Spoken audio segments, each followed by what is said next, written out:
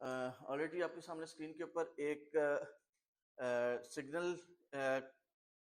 की हमने values record की हैं at different time intervals. At time 0 उसकी वैल्यू लेट से 8 थी, एट टाइम इंटरवल 1 उसकी वैल्यू 13 थी, एट टाइम इंटरवल 2 उसकी वैल्यू 18 थी, फिर 15 थी, फिर 2 थी, फिर -3 थी। ये हमने उसकी वैल्यूज नोट की हैं एक सिग्नल की। ठीक है, सो क्या आपको इसके अंदर कोई पैटर्न नजर आ रहा है? क्या इसके अंदर आपको कोई लॉजिक नजर आ रही है? जो हमने वैल्यूज रिकॉर्ड की हुई हैं, ये T is time and series जो है वो हमारे सिग्नल की वैल्यूज है। ठीक है, सो क्या आप अब देखिए, can you see the values? ये हमारे पास 100 वैल्यूज हमने रिकॉर्ड की हुई हैं, 98 तक 99 वैल्यूज हमने रिकॉर्ड की हुई हैं इस सिग्नल की। ठीक है, क्या आप इसके अंदर कोई पैटर्न या कोई ये देख सकते हैं कि ये डेटा कहाँ से जनरेट हुआ या कैसे जनरेट हुआ, या सिग्नल कहाँ से आ रहा है? ठीक है, let me plot this, may be that would make it easier for you. हम यहाँ से इंसर्ट में जाते हैं, यहाँ से किधर है हमारा चार्ट, और यहाँ से हम जो है एक लाइन चार्ट इसके अंदर ड्रॉ करते हैं, and may be you can now see the signal a bit better. ठीक है, can you see the pattern now? Now the question is कि ये पैटर्न जो है वो हमारे पास कैसे आया, या ये सिग्नल जो है वो किस तरह जनरेट हुआ, या ये सिग्नल जो है वो इसकी ओरिजिन क्या है? ठीक है, हमने क्या किया, हमने एक सिग्नल है हमारे पास, हमने at different intervals in time हमने उस सिग्नल की वैल्यूज को नोट किया है, और उसके बाद सिर्फ हमने उसको प्लॉट किया है। ठीक है, यहाँ तक क्लियर है? ठीक है, नाउ द क्वेश्चन इज कि ये सिग्नल हमारे पास कहाँ से जनरेट हुआ या कैसे आया है ये सिग्नल? इनफैक्ट हमारे पास कोई भी रिपीटिंग सिग्नल हो, ठीक है, उसको हम किसी भी फॉर्म का, इवन स्क्वायर वेव ही क्यों ना हो, स्क्वायर वेव हो, कोई भी साइन वेव हो, कोई भी हमारे पास किसी भी फॉर्म की वेव हो, वेव फॉर्म हो जो कि रिपीटिंग है। ठीक है, जो भी रिपीटिंग सिग्नल होगा उसको हम या रिपीटिंग सिग्नल कहते हैं। उसके लिए लफ्ज जो है स्टेशनरी का लफ्ज भी इस्तेमाल होता है कि स्टेशनरी सिग्नल, के वो एक टाइम एंड स्पेस के बाद वो रिपीट होता है, एक टाइम के बाद वो सिग्नल की वैल्यू रिपीट हो रही होती है। सो 1820s के अंदर देयर वाज अ साइंटिस्ट जिसने जो है ये डिस्कवरी की थी। अगर चले मैं उस डिस्कवरी पे आने से पहले आपको ये दिखा देता हूँ कि ये सिग्नल जनरेट किसने हुआ। This signal is just a addition of different, ये अगर थोड़ा सा छोटा कर लेते हैं ताकि एक उस पे आ जाए, ये बी से लेके ए, ये हमारे पास 4 सिग्नल्स थे, A B C and D. उन चारों सिग्नल की वैल्यूज को हमने एडअप किया है, और एडअप करने के बाद जो है वो हमने जो है ये सिग्नल हासिल किया। अगर मैं कहूँ कि जी ये सिग्नल ए क्या है, signal A, let me draw that signal. यहाँ पे चार्ट ऐड कर लेते हैं सिग्नल ए का, and you would see this is signal A. ठीक है, मैं ऐसा करता हूँ, एक ही चार्ट के ऊपर ए बी सी और डी चारों सिग्नल्स को ड्रॉ कर लेता हूँ ताकि आपको थोड़ा सा आप इसको अप्रिशिएट कर सकें। ये मेरे पास 4 सिग्नल्स हैं। मैं इन चारों सिग्नल्स को, सिग्नल ए, सिग्नल बी, सिग्नल सी, सिग्नल ए जो है वो ग्रीन में है, सिग्नल बी जो है वो ब्लू में, सिग्नल सी रेड में, और सिग्नल डी जो है वो पर्पल में शो हो रहा है। मैं इन चारों सिग्नल्स की वैल्यूज को एडअप कर रहा हूँ। जहां पे इनकी वैल्यू मैच हो रही है, जहां पे जिस तरह इस एरिया में इसकी वैल्यू मैच हो रही है, तो रिजल्टेंट सिग्नल की वैल्यू हाई होगी। और जहां पे इनकी वैल्यू एक दूसरे को कॉन्ट्रडिक्ट कर रही है, जिस तरह इस रीजन के अंदर, वहां पे वैल्यू 0 के करीब होगी। जहां पे वैल्यू, सारी वैल्यूज जो है वो नेगेटिव में एड अप हो रही है, वहां पे वैल्यू नेगेटिव हो जाएगी। इस एरिया में फॉर एग्जांपल वैल्यू जो है वो 0 के करीब आ जाएंगी। So if I go back now and take my series H, ऐसा करते हैं, मैं ए बी सी डी और एच इन चारों को प्लॉट करता हूँ chart, and let's plot it now, and let's make it a big bigger. So आप देख सकते हैं जो मेरा डार्क ग्रीन सिग्नल है, ये एच सिग्नल जो है, जो मेरा फाइनल सिग्नल है, that is just addition of these different repeating signals. मेरे पास कुछ रिपीटिंग सिग्नल्स थे, और मैंने उन रिपीटिंग सिग्नल्स को एडअप किया, and I got this beautiful signal, जिसके अंदर जो है वो 2 सींग हैं, 2 छोटे छोटे कान हैं। ठीक है, एक या फॉक्स की या उसका वो फेस बन रहा है, ठीक है, ये मैंने जो है वो सिग्नल जनरेट किया। ये काम सबसे पहले जो है ये 1820s के अंदर there was a French scientist जिसका नाम था जॉन फोये, ठीक है, सॉरी जॉन बैप्टिस्ट फोयर नाम था उसका। उसने ये सबसे पहले इंट्रोड्यूस किया था। उसकी जो डिस्कवरी थी वो ये थी कि आप किसी भी सिग्नल को ब्रेक डाउन कर सकते हैं इनटू इट्स कंपोनेंट सिग्नल्स, और कंपोनेंट सिग्नल्स जो हैं वो आपके कोई भी आपका जो पीरियोडिक सिग्नल, पीरियोडिक या स्टेशनरी या रिपीटिंग सिग्नल है, उसको आप ब्रेक डाउन कर सकते हैं इनटू इट्स कॉन्स्टिट्यूएंट सिग्नल्स। और वो कॉन्स्टिट्यूएंट सिग्नल्स जो हैं वो क्या होंगे, they would just be sines and cosines of some other frequencies, ठीक है, उनसे मिलके बनेगा। मैं यहाँ पे लिख देता हूँ,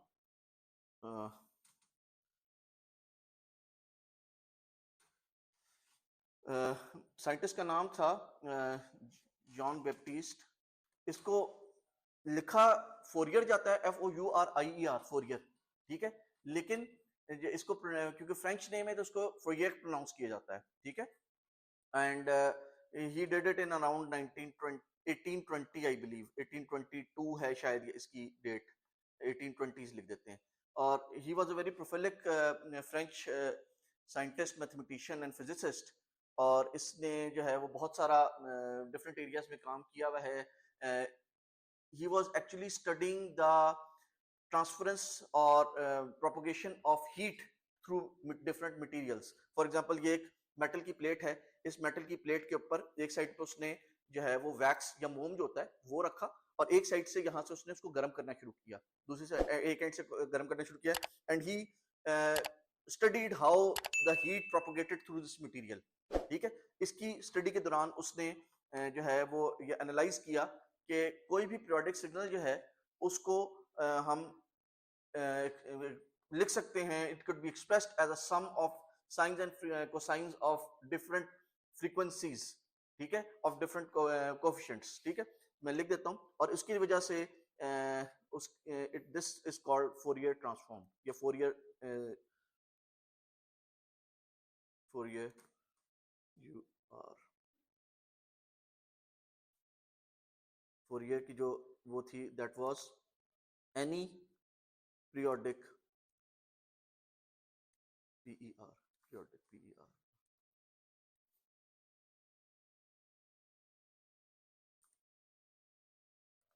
पीरियोडिक कह लें, स्टेशनरी कह लें, इसको रिपीटिंग कह लें।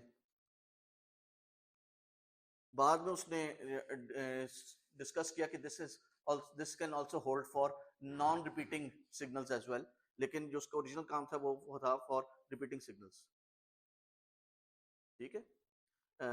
Can be expressed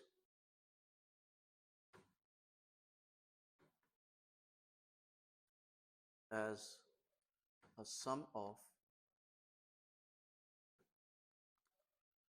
sines and cosines of different frequencies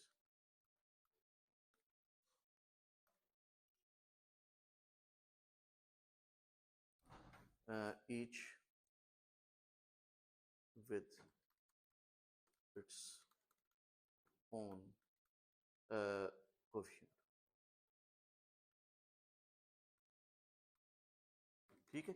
science और कोसाइंस ऑफ डिफरेंट फ्रीक्वेंसीज, और ये रिजल्ट इतना इंपॉर्टेंट क्या इतना पावरफुल है कि आज भी ये यूज हो रहा है। जैसे मैंने भी आपको थोड़ी देर पहले भी बताया कि ये आपकी जो इमेज कंप्रेशन है, जेपेग है, इसके अंदर भी इसी के ऊपर बेस कर रहा है। आपकी MP4 जो है वो भी इसी पे बेस कर रही है। आपके और भी बहुत सारे जो है वो इमेज के अंदर जो है वो मैनिपुलेशन अगर आपने डिटेक्ट करनी हो तो उसके लिए भी आप फोरियर एनालिसिस करते हैं, ठीक है, कि आपकी इमेज ओरिजिनल इमेज है या उसके अंदर कोई जो बाद में फोटोशॉप के थ्रू कोई मैनिपुलेशन की गई है, ये भी आप उसमें से डिटरमिन कर सकते हैं। तो ये सारी चीजें जो थी they were first, they are all based on the Fourier analysis. और जो फोरियर एनालिसिस था वो किसी भी सिग्नल का वो ये कहता है कि जी break down into its component और कॉन्स्टिट्यूएंट जो है वो फ्रीक्वेंसीज, ठीक है, किसी भी सिग्नल को हम ब्रेक डाउन कर सकते हैं। इसके साथ साथ हमें दो तीन चीजें और देखने की जरूरत है जो हम बार बार यूज कर रहे होंगे अपने फोरियर एनालिसिस के अंदर। द फर्स्ट वन इज कि जब हम कहते हैं let's define a complex number, what's a complex number जी, what's a complex number?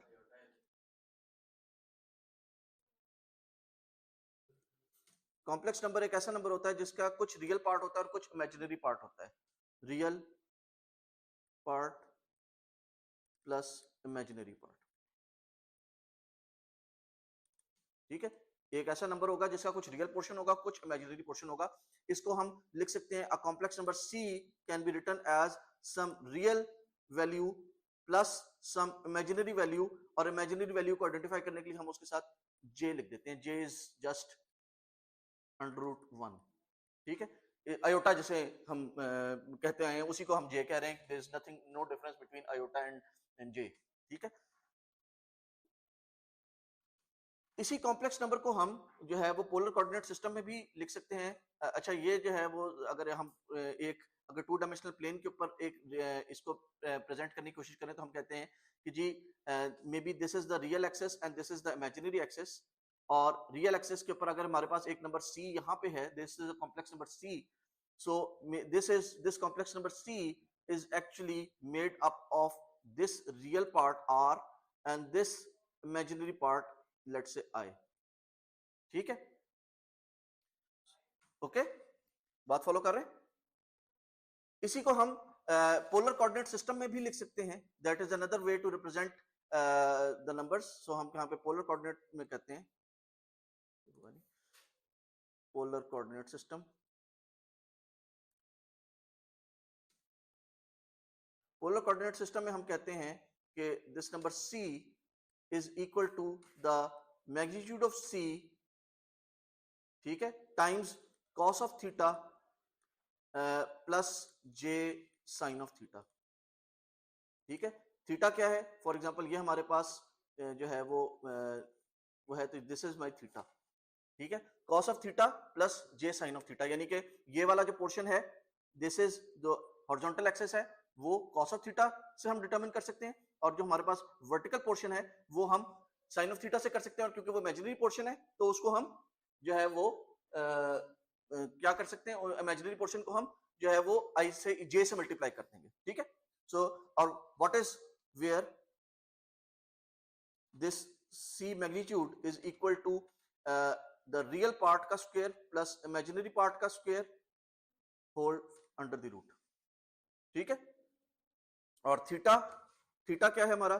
Theta is equal to tan inverse of the vertical portion. Vertical portion क्या है हमारा? I divided by the horizontal portion which is the real part, ठीक है।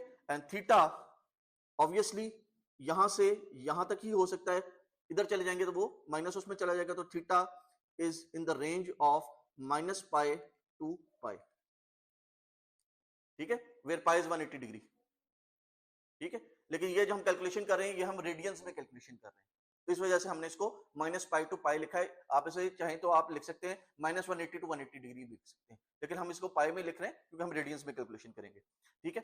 एक और जो चीज हमारे लिए बड़ी इंपॉर्टेंट और बहुत यूजफुल होगी down the line, that is the Euler result और आयलर फॉर्मूला। आयलर जो है वो भी बड़ा फेमस साइंटिस्ट था, और इसका जो ये आयलर इसका जो ये रिजल्ट है e raised to power I pi is equal to 1, that is being declared one of the most beautiful proofs in mathematics, ठीक है।